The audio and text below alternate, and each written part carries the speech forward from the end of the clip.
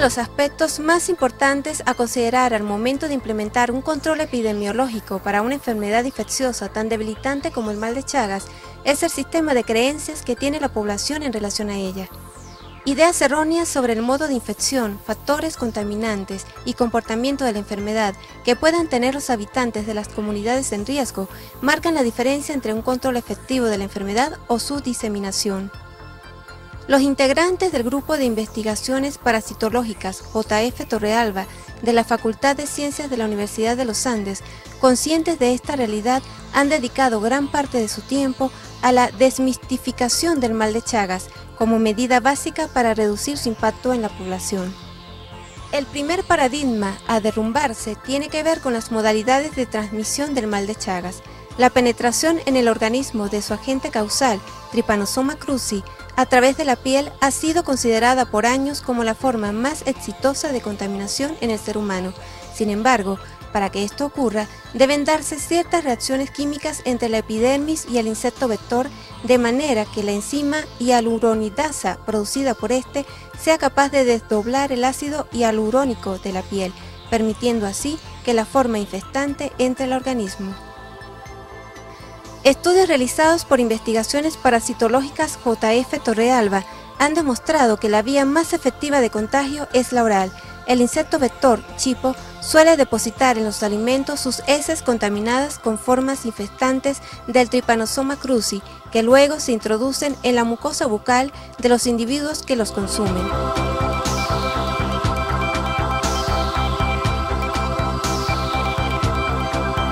Otro mito que rodea el mal de Chagas es el que le circunscribe solo a ambientes rurales, a ranchos de bahareque de escasas condiciones higiénicas, pero organismos más sofisticados también están siendo invadidos por triatominos contaminados. La explicación a este fenómeno se encuentra en los cambios en el comportamiento del insecto vector, producto de la intervención desmedida del hombre en la naturaleza. El cambio climático obviamente puede tener importancia, pero además del cambio climático hay que tomar en cuenta los destrozos que hace el hombre una vez que comienza a urbanizar los ambientes naturales. Por ejemplo, construcción de carreteras, urbanizaciones, etc. Porque el hecho de que el triatomino haya estado en conjunción con los parásitos y los reservorios en ambientes naturales por millones de años, hace que esos disturbios que ocasiona el hombre exacerbe su acción y busquen fuentes energéticas para alimentarse y satisfacer sus necesidades reproductivas fundamentalmente, que es buscar sangre. Al buscar sangre, ellos son capaces de no solamente de encontrar lo que buscan, sino defecar, y al defecar junto con las heces van esas formas infectivas que ocasionan estas infecciones que estamos viendo frecuentemente. El Grupo de Investigaciones Parasitológicas JF Torrealba establece como zona de mayor impacto de la enfermedad una franja territorial que va desde el extremo occidental del país hasta el oriental. Estados como Portuguesa, Barinas, Monagas son especialmente afectados por este flagelo. Se han encontrado triatominos con carga de tripanosomas en Ejido, Lagunillas y en el Morro del estado Mérida.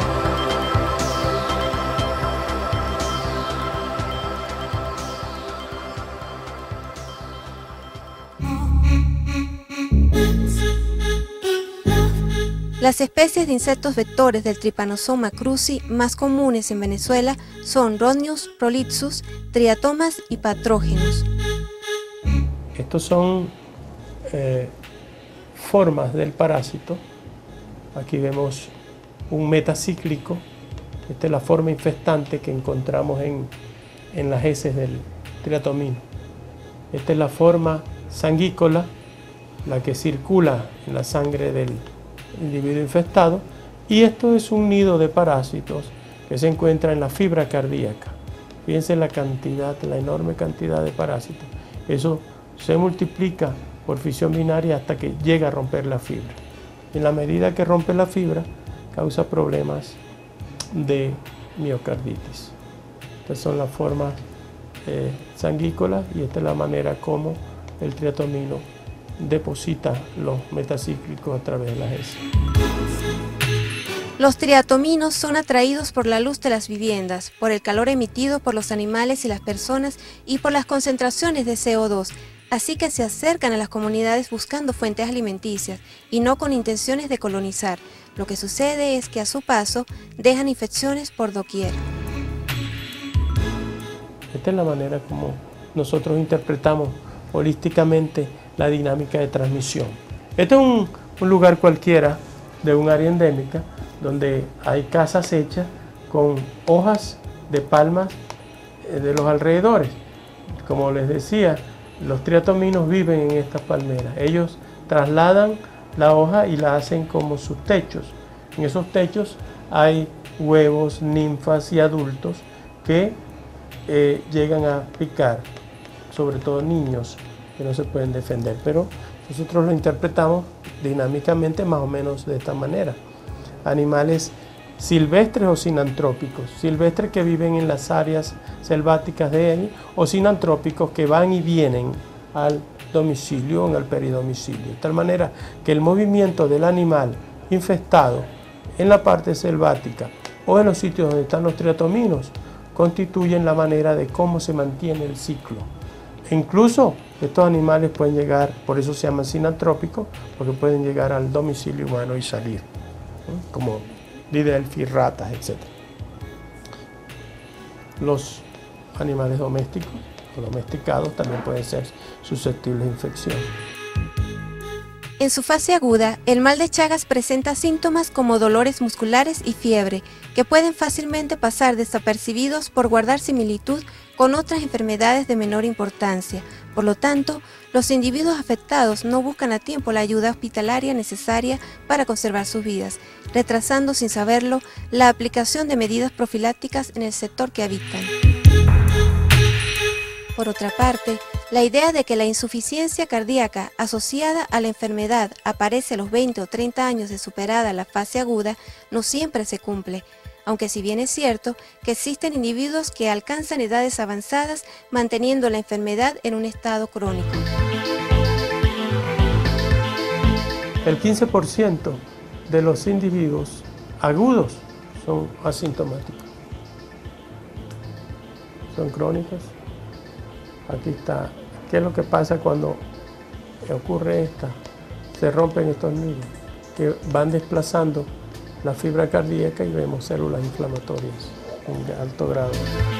El coordinador de investigaciones parasitológicas JF Torrealba, Néstor Áñez, recomienda mantener la calma ante los brotes de la enfermedad. Asegura que lo más conveniente es informarse sobre el comportamiento de la enfermedad, sobre todo de los cambios en los hábitos del insecto vector, chipo, que en los últimos años se han visto alterados por los cambios climáticos generados por el efecto invernadero. El Grupo de Investigaciones Parasitológicas JF Torrealba, desde su creación, ocurrida en el año 1972, por intermediación del investigador José Vicente Escorza y a petición del rector de la época, Pedro Rincón Gutiérrez, ha ejecutado diversos trabajos que le han canjeado la simpatía y reconocimiento de importantes institutos de investigación nacionales e internacionales. Centros de investigación parasitológica de Londres, España y Estados Unidos mantienen estrechas relaciones con la entidad desde hace más de 30 años, motivados por el interés de aprender sobre enfermedades tropicales, pues presentan ciertos focos infecciosos acarreados por los contingentes de extranjeros, especialmente de Perú y Bolivia, que se establecieron en sus territorios en los últimos tiempos. La posibilidad de la globalización de la enfermedad de Chagas. Migrantes de países endémicos de Latinoamérica o de América en general, de Centro y Suramérica, viajando hacia América del Norte, Estados Unidos y Canadá, y hacia Europa, hacia Asia, incluso hasta Oceanía. Se estima actualmente la posibilidad de que haya potencialmente infectados o potencialmente infección en individuos en el orden de los 15 millones que han salido hacia Estados Unidos y Canadá y hacia Europa, Asia y Oceanía. De tal manera que en los años subsiguientes digamos, para los años 30, es posible que tengamos transmisión congénita o transfusional en algunos de estos países. De hecho, ya en España hay transmisión congénita de madres chagásicas salidas de países latinoamericanos y obteniendo familia allá. Eso ha sido ya reportado. El grupo de investigación lleva el nombre de uno de los científicos más fructíferos del país, José Francisco Torrealba, quien dedicó su vida profesional a estudiar la enfermedad de Chagas en el estado Barinas. Es de resaltar que centros cardiológicos de diversos hospitales del país remiten a la sede de investigaciones parasitológicas JF Torrealba los casos de miocarditis de origen parasitario que le llegan a sus recintos para su seguimiento y control, reconociendo de esta manera la fuerte influencia que en el ámbito científico venezolano tiene este grupo investigativo.